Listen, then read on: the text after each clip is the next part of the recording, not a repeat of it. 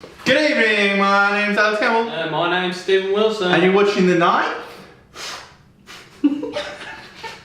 episode of Examining Cinema. I feel like you should know what it is.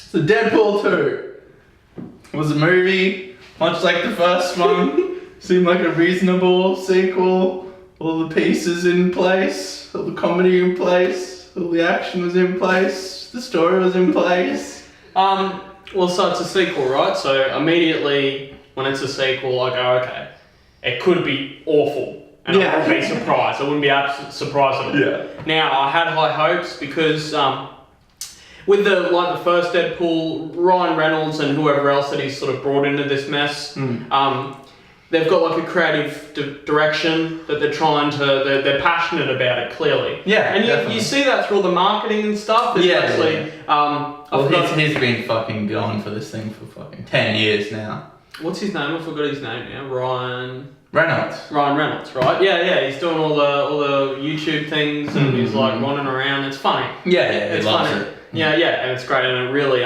he's sort of made for this character. So that, absolutely. Of course, having a character that's sort of able to breathe life, or an actor that's able to breathe life into a character like that's good. Well, casting can make or break a film. All right, Stevie Wonder, what's your superpower? Shoot laser eyes out of my eyes. That's the stupidest superpower I've ever heard. You're not on the team. I'm kidding, you're on the team. You're not on the team. Get back over there and sit down. So, like, this thing's spoilers, obviously. Yeah, there's no real fucking... It's not. Deadpool dies fucking 8 times. Of course he does. That's his power. That's funny. Again, and we talked about this in the Infinity War review, is that there are things story-wise, right? So you can set up a villain who's literally unstoppable, or you can set up a character who's immortal and can't die, or another character that they've brought in now to his team that he's assembled, which is the Domino, I think her name is, which is actually a really cool character. Yeah, I love Domino. It's great. Well, so it's not enough that our main character is immortal and can't die. Then we've got this other person who's literally like the luckiest person in the world. So she's pretty much immortal and can't die. Yeah, right. The whole thing is like subverted and just like fun though. Like you don't give a fuck. But that's the point, right? Neither does the movie. Is you can fuck that up, right? They fuck that up all the time. Instead of writing stories like that, right? And so you've got these OP things, and you have to write ways for it to be exciting and for there to be tension, and there is, right? They do a good job of that. The way that they did in the first one, right? It's exciting. We're exciting to see what our character's doing, even though we know he pretty much can't die. Yeah, he's not gonna die. He's not expect it. Right. That whole sequence with fucking X-Force parachuting down was fucking incredible. So I'm sitting there and I'm going, and they're doing like the interview shtick, setting up the team. And it was kind of laborious, and it's like the vanishing guy was funny. That was funny. It's like, okay. Terry Crews is there. Right. And it's like, okay. I see where this is kind of going. That's fine. And then they're on the cargo plane or whatever, flying over. I'm thinking to myself, do any of these people know how to parachute? Like literally, that's how I'm going. They're not gonna. They're not gonna address that. And they make the comment about the high wind speed. A few times. Like everybody knows about the high wind. Like, I was in the special forces for 10 years. We got this. I actually thought in my mind that normal guy, Doug or Greg or whatever his name was, I thought before it happened it would be hilarious if Doug just parachuted down and died. And then it happened to all of them. Except him, like he. Right. So actually, so they all fly out, they all get out of the plane, right? And it's cool, like it's a cool like rushing down. And it looks Thunderstruck. Thunderstruck. Cliche. All the music choices are always good. Well, they're all satirical. So they're doing that and they're diving down. It's cool. It's like, okay, what's gonna happen now? And they'll start dying fucking horribly. Brutally. And it's fucking. It is beautiful. It is hilarious. Yeah, very well. Well. So you got it's like a Terry Crews. So Deadpool hits like a billboard or whatever, Yeah. right? And Terry Crews, and he's watching all these TV movies. Terry Crews lands on the road. He's like, oh yeah, and then gets hit by a bus. And all these old people, and he's like, oh, he's gone. And then The invisible guy. Like power lines. He gets electric, and you actually see him for a second, which is funny. Yeah. Actually, no, I'm pretty sure that was Ben Affleck. That's what I thought. His face superimposed on there. It was somebody. I reckon, yeah, and celebrity cameo. and that's funny. And then we have the vomit guy, the poison vomit guy, and he drops down and he gets sucked into a wood chipper. And the normal guy who landed successfully is like. He tries to save it. Well, he does the slide over like the car hood or whatever, and he's doing stuff right. Yeah. And the guy's getting sucked in, and he's trying to pull him out, and then he vomits on him. Spits up on him. And it's fucking. It's gory as hell, and it's that was funny. Great gore scenes in this. Oh yeah, well so again, the whole shtick with Wade or Deadpool being immortal is that you can play with his bones being broken and all being all fucked up. That scene where he tackled Cable off of the walkway and he was just broken on that fucking table. Oh. His back, just like completely fucking crumpled. Well, they're getting really good at there are basically body shock moments. Yeah. And a couple of them, and it's all sound design as well as visual impact. Absolutely. And some of them are just like that's great. And that's what I like to see in an R18 movie. This one was R18. Yeah. Or MA. It's R in America. And it's great. I love it. It's uses its rating well. Even said cunt a few times, which as an Australian I appreciate. Yeah, I appreciate a little throw a bone throw to us. Bang! Oh, shut up, you cunt! I feel like it suffered from a little bit of fatigue, like action fatigue. So there was some moments at the start before Cable come into it where it just seemed slow and kind of all the Colossus stuff. It wasn't moving yet. It was like, come on, when is this story gonna kick in? Well, so all the largest failing points of the movie for me were the actual like serious moments. Yeah. And there was about 4 or 5 of them, and those are moments where they have like a monologue speech or something. It's like, family is where the heart is or something. Right? And it's fine. Except that it completely slows down the whole thing, and it happened all the way through, spread through. Every now and then you'd stop. Especially the last one after the third act, the whole climax is wrapped up and stuff. And it's kind of playing on it a bit with all the false steps, and it is supposed to be like tedious and like repetitive and stuff, but it was tedious. Yeah, it was tedious and repetitive. It's like, come on, wrap it up. Well, that's one of the things I worried about, and this was like Thor Ragnarok, right? Yeah. Is so Thor Ragnarok took humour from Chris Pratt and Guardians of the Galaxy, which is you say something weird or awkward, and then there's an awkward pause, and it's funny if it's delivered right and it's timed right. And all that sort of stuff. In Thor Ragnarok, they overused it. It kept happening over and over and over and over again, and basically you get to a point where you're like, this is tedious. They're stopping the movie to deliver this crappy joke.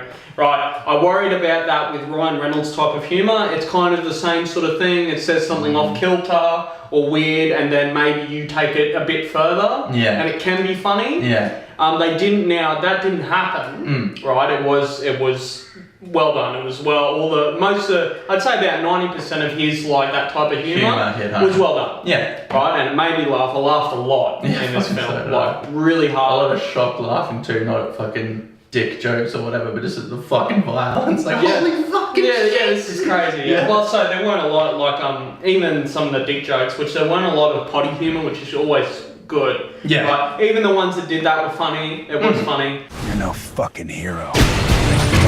You're just a clown. Dressed up as a sex toy. So dark. You sure you're not from the DC universe?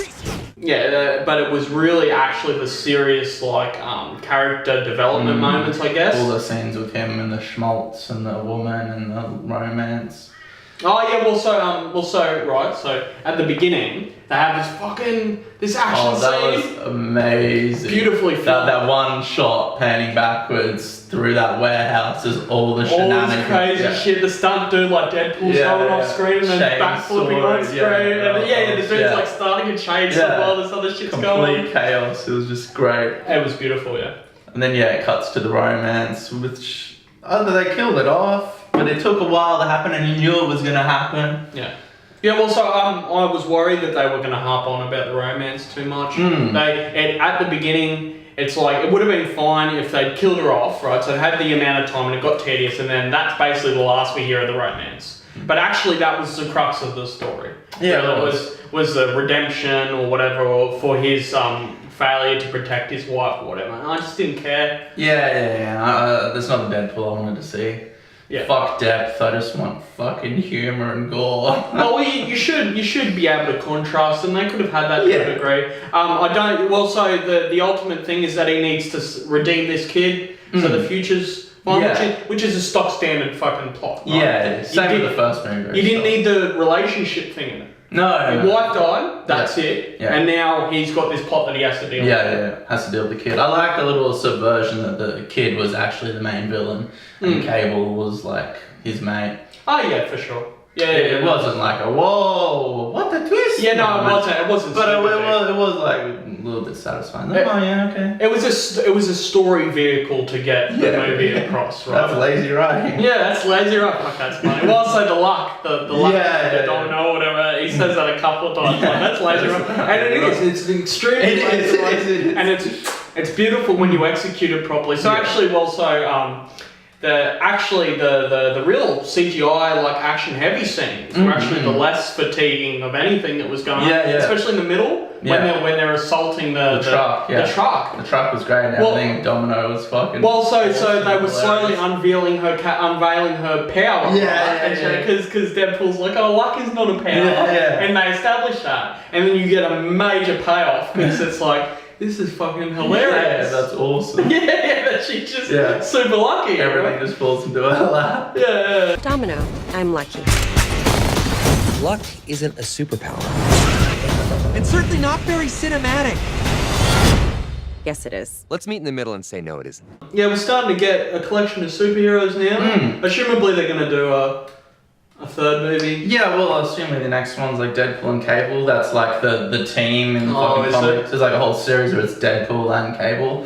They didn't really go into Cable much. It's like a whole fucking. He's a cool character. Yeah, like that robot arm isn't like an injured arm. That's a mechanized disease that's spreading over him. There's a scene where he looks in the mirror and he's looking at it. It's spreading and like taking over, but they never really got into it, addressed it. Guess they're waiting for the third one to do that. Well, if they can execute a third movie well, then that would be cool. Well, Disney has brought Fox now, so fucking it's all up in the air. Yeah, God knows whether or not they're going to keep making it. Or if they do, what will happen to it? Who will stick their finger in the pie? All right, now get out there and make me some goddamn money.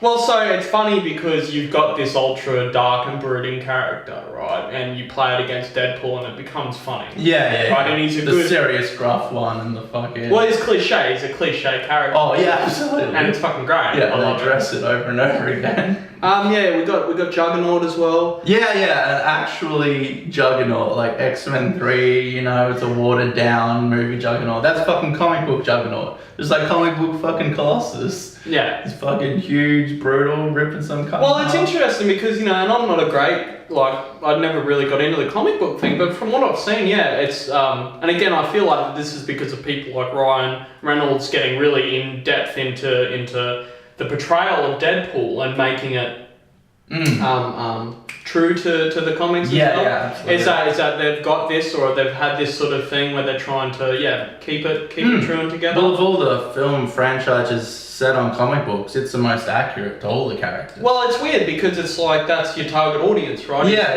Well, so with the other Marvel movies, it's comic book fans and children. It's a target audience. With this is fucking Jasper.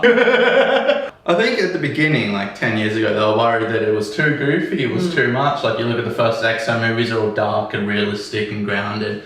But now they're just like, let's open the fucking gates to how wacky and fucking obscure comic books are. Like Juggernaut isn't a big guy, he's fucking 8 foot tall fucking monster. He's a monster. Well, he can't be a monster, people won't like that. Well, no, let's just open the gates to the wackiness, the outrageous wackiness. Well, it's like the fourth wall breaking character would have to be one of the hardest characters to write, I imagine. Yeah. And get it right. Yeah. Honestly. Yeah. Because it is so silly. You know, a main character directly, Addressing the audience. Addressing the audience. And then that level of overdoing it or underdoing it, and they did it a lot less in this one than the first one, but it wasn't overdone at all. No, well, so again, you know, a lot of the things that they could have easily stuffed up and had too much of, or accentuated too much, or focused on too much, didn't happen. Yeah. And so it actually came out very well. Again, the problems that I would have in it, and these aren't nitpick problems, like they were genuine pacing problems, directly come from the inclusion of the relationship sort of shtick. The sort of heart-to-heart moments that the characters have. I definitely would have liked to have taken an editing tool to that. Me, Alex, and my garage. Well, so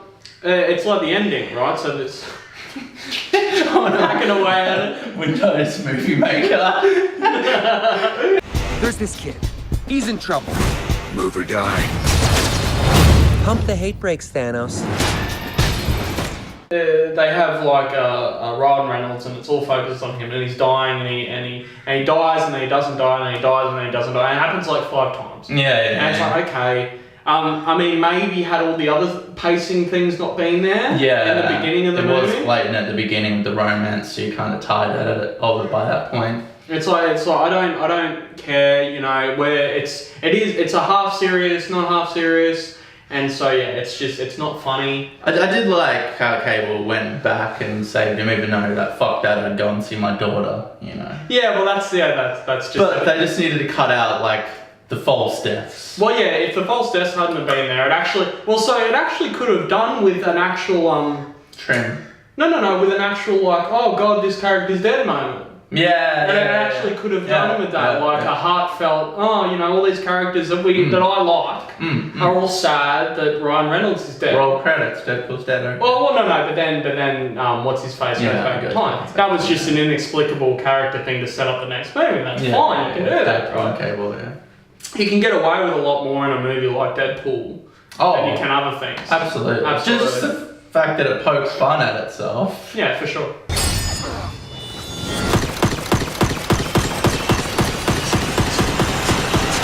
Ooh! Yeah! Your bullets. They're really fast. Yeah, in conclusion, solid sequel. I think it was probably 11% better than the first one, which is all you can hope from a sequel. Everything seemed in place, bit bloated pacing wise. Probably could have cut 15-20 minutes out of it, but other than that, there was some sequences where I was thoroughly enjoying myself. I laughed a hell of a lot. Yeah. The action sequences and body shock like humour is well on par. Yeah. Ryan Reynolds is just great at this role, and I look forward to another one. Yeah. One extra thing they'll add on, I hope that they expand the scope. And this is what I got out of Infinity War. Yeah. They expanded the scope way a lot. I don't care about Earth. Let's expand the scope. Yeah. Because that's what I've seen in all these comic books and stuff. They've got this whole universe that's do, you know, time travel, which they kind of. It's like, what's this crazy future thing? That looks cool. What's going on? Reality, fucking Planet Hulk, Gladiator shit. Yeah. No, that's what I want to say. So hopefully they'll dive into Cable a lot more because he's a fucking far out. Well, hopefully Disney doesn't just kill the franchise now because they're Disney. PG Deadpool in cinemas 2020. Yeah, boy. Thank you for watching. Really help. Like, subscribe, comment, follow me on Twitter, Facebook, Instagram, all those things. Give me money on Patreon, watch me on Twitch. Do not do those things.